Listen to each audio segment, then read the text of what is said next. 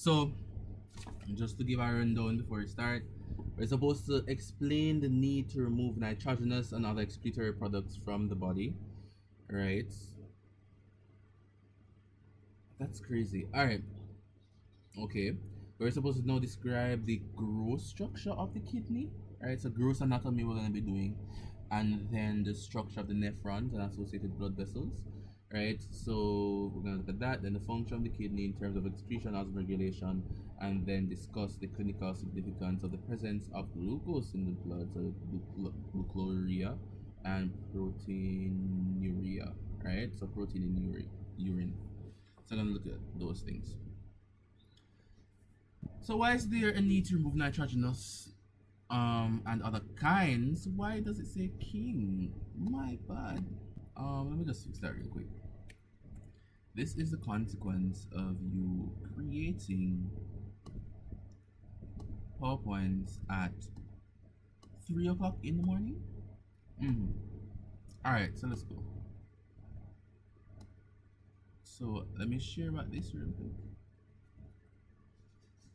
And then I can fully share this.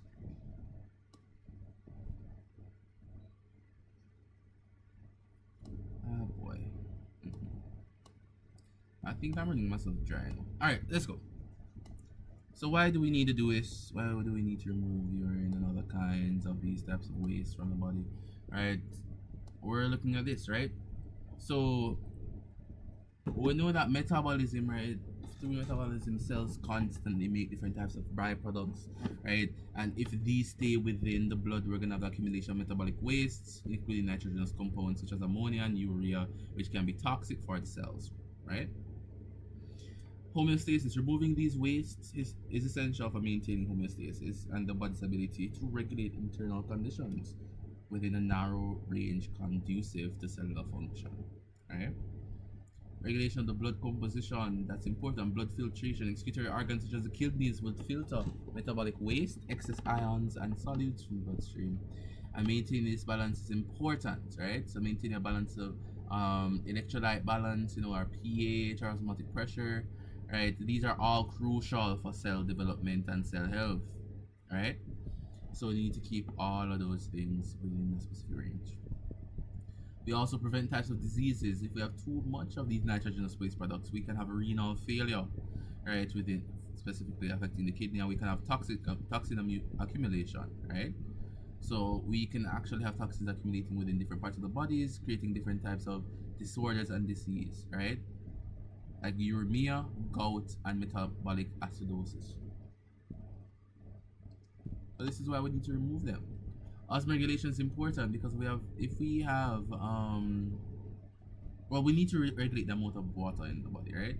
And this is done by adjusting the excretion of water and solutes based on the body's hydration status, right? So preventing dehydration as well. If we conserving water needed, right, would actually prevent dehydration, right? And removing the water prevents overhydration. I think I need to fix that, right? But what we're basically trying to say here is that if we remove excess water, we prevent overhydration, and if we conserve water that is needed, we prevent dehydration. All right. We need to maintain our acid-base balance as well. So the pH is important for how the body works and different proteins that the body uses, right? And buffering capacity, right? Excretory organs such as kidneys decrease hydrogen ions and bicarbonate ions to the buffer systems, right? So it helps to maintain that buffer and prevent acidosis and alkinosis. All right. So looking at all these reasons why we need to remove nitrogenous and other types of waste from the body. Now the gross anatomy of the kidneys now. We know the location, right? So the kidneys are usually a bean-shaped organ, right? Located in the posterior part of the abdomen and the other side of the vertebral column, right? So it's retroperitoneal, and that means that it lies behind the peritoneum.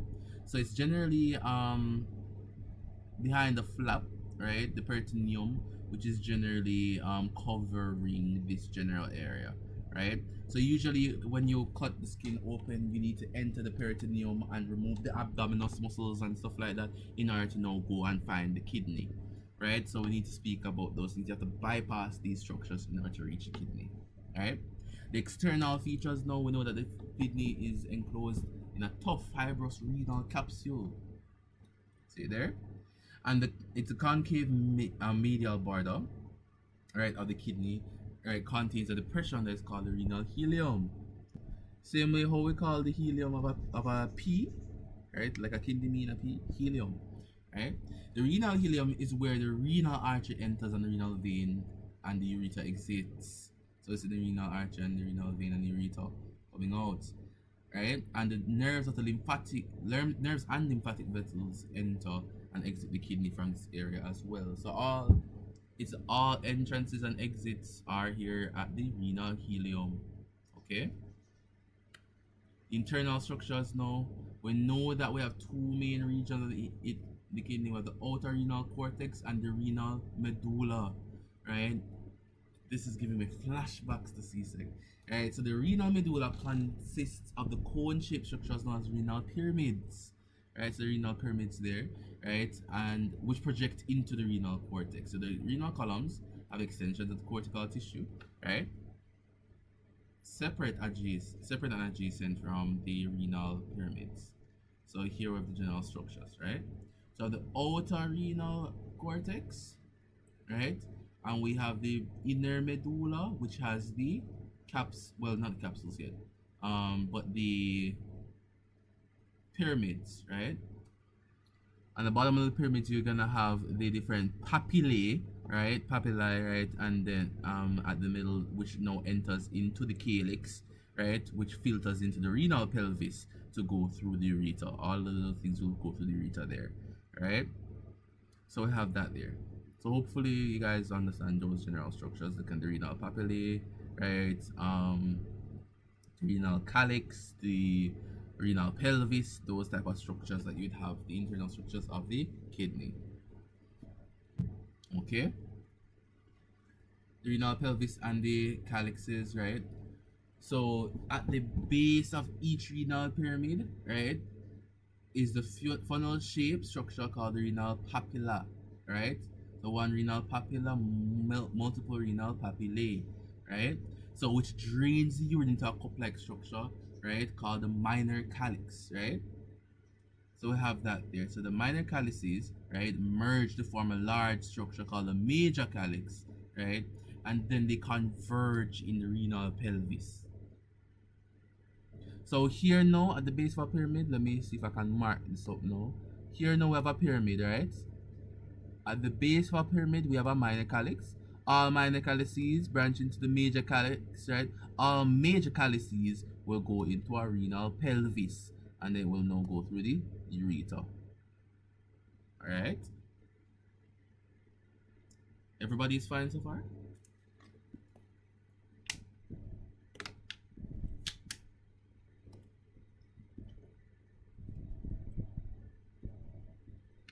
Fine so far, guys? You're looking at the gross anatomy, alright? So the detailed structure now we're finished with the gross anatomy.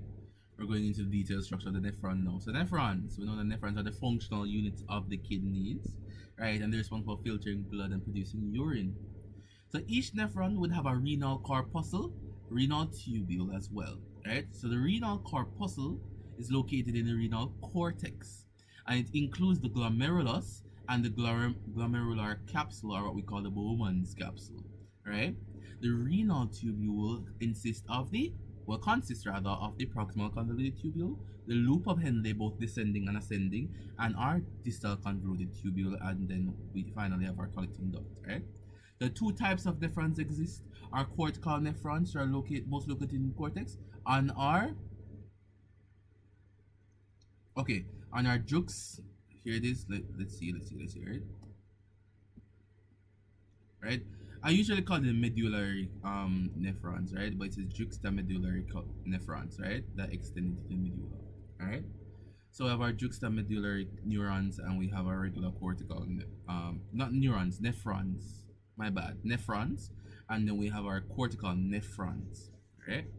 So our renal corpuscle now. Before we go into the renal corpuscle, I want to speak about the blood vessels as well. The renal artery arises from the abdominal aorta and delivers oxygenated blood to the kidneys, right?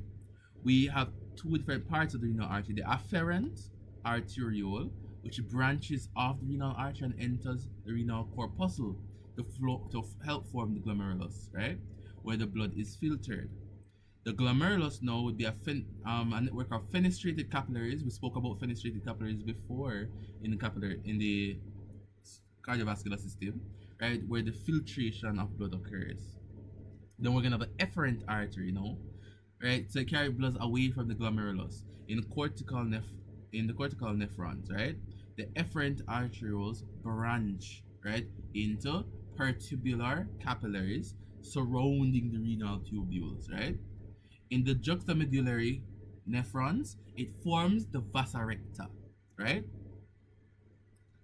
Looking at that, it forms a vasa recta, which runs parallel to the loop of Henle into the medulla. And the renal vein now will collect all this deoxygenated blood from the kidneys and return to the inferior vena cava. Right, so mainly we're going to be looking at the juxtamedullary nephrons for the most part, because we're going to be looking at how we have the vasa recta forming around the loop of Henle. Okay, so let's look at the corpuscle. We're gonna have the afferent arteriole form the glomerulus, and then we're gonna have our efferent arteriole. Right, so our glomerulus is there, and now our Bowman capsule. So remember that glomerulus is a ball of fenestrated capillaries. Okay, any questions or any issues there so far?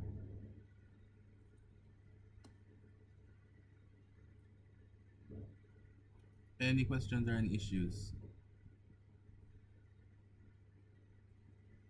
No. Okay. Lovely. Let's look at generally the nephron now, right? I was supposed to look at this actually before. I think the slides were mixed up. But this was supposed to show the vasa recta, right? How the vasa recta looks around the loop of Henle. That's what you're supposed to be looking at. Alright? I was supposed to show you what the vasa recta looks. Okay?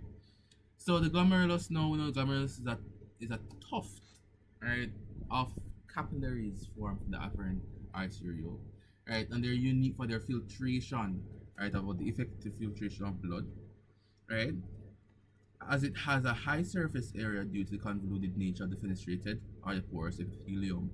The filtration of blood occurs here, where small molecules such as water ions and waste products are forced into the bloodstream, right, through the Bowman's capsule, right? So what we're gonna have is continue beating of the glomerulus, and the glomerulus will start to push under high pressure these things outside of the the capillaries into the Bowman's capsule. Alright? I don't know, this histological drawing is kinda weird, where you have the medulla densa, right? So around it you're gonna have the medulla densa, right, and these other structures, right, particularly convoluted tubules, etc. Okay, so the Bowman's capsule in a different way as well, right? Looking at it a lot because we have to look at the corpuscle specifically, right? So we know the Bowman's capsule now is a doubly walled cup-shaped structure, right, surrounding the glomerulus, right? There are two structures: the visceral layer, which is composed of the podocytes, right? So cells called the podocytes. They have foot-like projections called pedicles, right, that wrap around the glomerular capillaries, right? And then the filtration slits now formed by the gaps between the pedicles of adjacent podocytes, allowing filtrates to enter the Bowman's capsule. Okay? So there are going to be gaps between these podocytes that can allow movement into the Bowman's capsule. And then all of those things will move down into the proximal convoluted tubule. Okay? Everything should be fine. So we're going to start the renal tubule now. Any issues with the corpuscle? Remember, the corpuscle speaks to the glomerulus, right? And the Bowman's capsule. But I had to speak about how the afferent arteriole forms Bowman's capsule, and then leaving the Bowman's capsule would be the efferent arteriole. Alright? So let's start the renal tubule. So we're gonna start with the proximal convoluted tubule. So here's the first segment of our renal tubule located adjacent to the Bowman's capsule. So now that how we just passed the Bowman's capsule, we reach the highly convoluted well, not microtubule, but the proximal convoluted tubule, alright? So it has numerous villi on its epithelial cells, increasing surface area for reabsorption. So notice that reabsorption occurs here.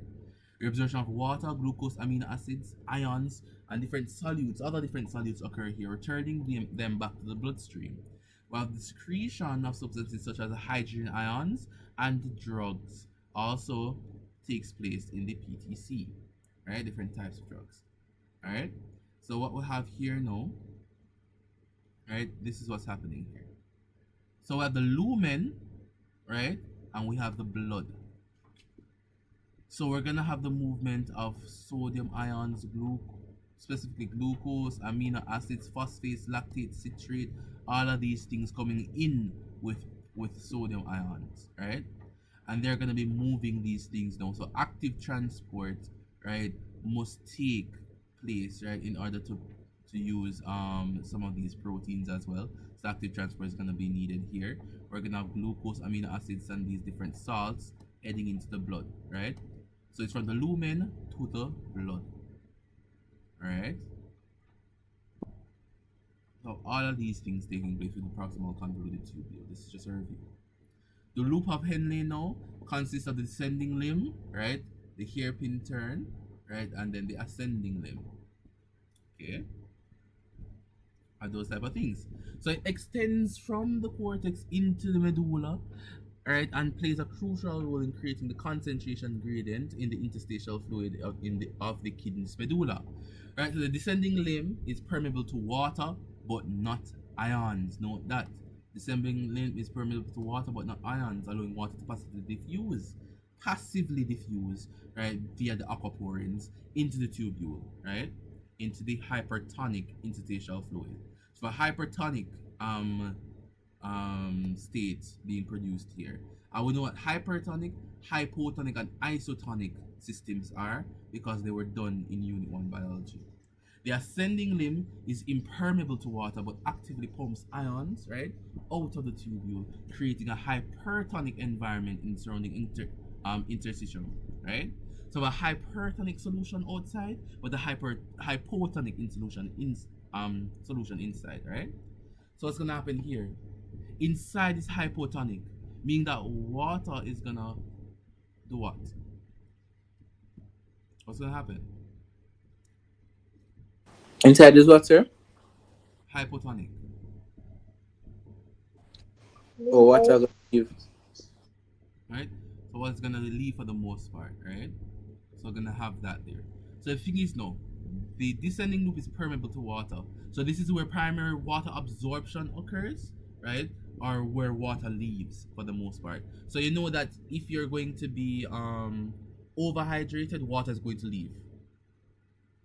Alright? If you're gonna be dehydrated, water is going to come in. So it's water permeable for the most part. Right? So that's what we're looking at. So in the cortex, right, it's gonna be like this and it's gonna descend into the outer medulla, right? And then you're gonna have the entire turn here. In the ascending loop now, it's actually going to be what you'd say now, permeable, right, to both water and ions, right? So we're seeing that ions can now be transported there. Alright, so usually in the descending loop, this is where ions come in and water leaves, and in the ascending loop, right, this is where somewhat water can come in and ions can leave, right? So we're looking at that. Alright, that's what we're looking at. So blood flow from the efferent article and it goes into the vein there. Alright. So what's happening here now? Let me rephrase that. I think I made a blunder. Let me rephrase that, right? So we're talking about the loop of Henle specifically. These are the blood vessels, right? This is the vasa recta.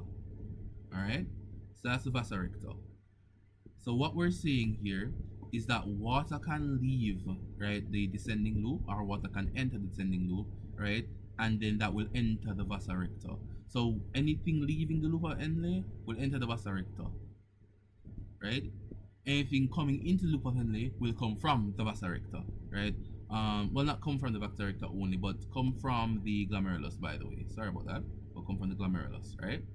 So if it needs to actually push anything out, it will go to the vasa recta. Okay? So we have that there. So as we go through, we filter out water. If we need water, we retain it. If we don't need water, we lose it. Right? And when we go up the ascending now, if we need ions, we retain them. If we don't need ions, we lose them. That's generally what the loop of Henle is generally for, right? And here we have the histology looking at loop of Henle. Alright? Right, so we have the different structures here. This distal convoluted tubule, now the DCT, is a little bit different, right? So it follows the loop of Henle. It is involved in further reabsorption of water and ions, as well as excretion of potassium and hydrogen ions, right? So we have that there. So it fine-tunes the entire process. So remember, as we went through the proximal convoluted tubule, we did some reabsorption. The loop of Henle primarily reabsorbs water, primarily, right? But it does some reabsorption as well, right? And then that distal convoluted tubule does the fine-tuning now, right? So it does the last set of reabsorptions, right, that we can have. Okay? And then we have the collecting duct now. So after all the reabsorption filtration processes, the collecting duct would now receive the filtrate, right, from multiple nephrons and merge together to form the larger ducts heading to the pelvis, right? So we'll form the calyx, right? And then we'll enter the renal pelvis, and then from the pelvis it forms into the ureter, right? So they play a crucial role in concentrating the urine by reabsorbing water in the response to antidiuretic hormone. So what's happening here? So if we are hydrated, we're gonna have a low input of ADH, right, which will have less water absorbed. And if we are dehydrated, we're gonna have a high input of ADH, which will have more water absorbed. And the aquaporins would be facilitating this diffusion, right? So if we're very, very hydrated, we're gonna have a low ADH. ADH increases the permeability of the collecting duct, right? It increases the permeability. So if we're extremely hydrated, we don't need, right? If we have low ADH, right? If we're hydrated, right, we're not gonna want a lot of loss of the water, right, or anything like that, right? What we're looking at, right, is that there's gonna be a low amount of ADH really being present, right? We're gonna have some being absorbed, some being lost. If we're dehydrated, we're gonna have a high increase of ADH, right? Increasing the amount of water that we have, right? And more water is reabsorbed, right? Less water is reabsorbed if we're overhydrated, right, or very hydrated, and more water is reabsorbed if we're dehydrated. That's what ADH does. So if we have what we call the water norm, right? If water decreases, our osmoreceptors, right, will tell the pituitary gland, right, that water is on the low, that we have a low amount of water in the body, right? Specifically, what's gonna happen here? Not water increase, this should be a water increase, by the way, my bad. This diagram is wrong.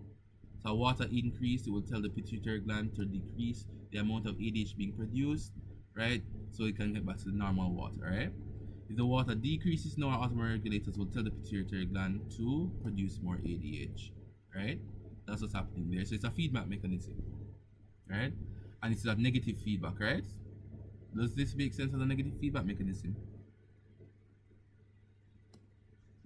Can everyone see the negative feedback mechanism in this?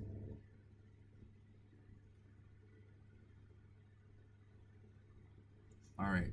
So it acts against anything. Go ahead.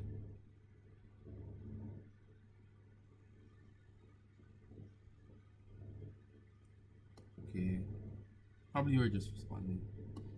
All right. So it acts against any other variables, right? So it keeps it though. So glucose in the urine, right? Glucosuria, right? So what happens when glucose in the urine? You can either have hyperglycemia, right? Or it could be a diagnostic marker of diabetes or anything like that, or it could be a show of some complications, right? Within your body, some type of disease or any type of diabetic nephropathy, right? Nephropathy, right? So normal physiology under normal situations or circumstances, the kidneys filter glucose from the blood, but reabsorb nearly all of it back into back into circulation. So if there's a lot of glucose in circulation, could have hyperglycemia, which is elevated blood glucose levels in the blood, right? As seen in uncontrolled diabetes mellitus. It could be a diagnostic marker that you have diabetes mellitus or some other condition, right? Or it could be some complications with generally renal function, right? Or it could be pancreatic function. It could actually show issues with pancreatic function. If we have proteinuria, right, or what we call protein in the urine, usually small amounts of protein are in the urine. So what happens when large amounts of the molecules are there? It could be a signifier of kidney damage, right? Some damage to the glomeruli or to the tubules or something. It could be a sign of kidney disease specifically, right? It could be nephrotic syndrome. It could be diabetic nephropathy. It could be glomerulonephritis, right? Could be all of these different issues, right? Could be an issue of cardiovascular risk, right? Could be cardiovascular disease, right? And it could also be, right, some amount of responses must be taken to it. So monitoring responses, right? So we're trying to monitor the amount of protein within the urine to help assess what the general issues are or the progression of different types of diseases, most including kidney disease, right? So we generally look at it like that. That's really it there. Alright?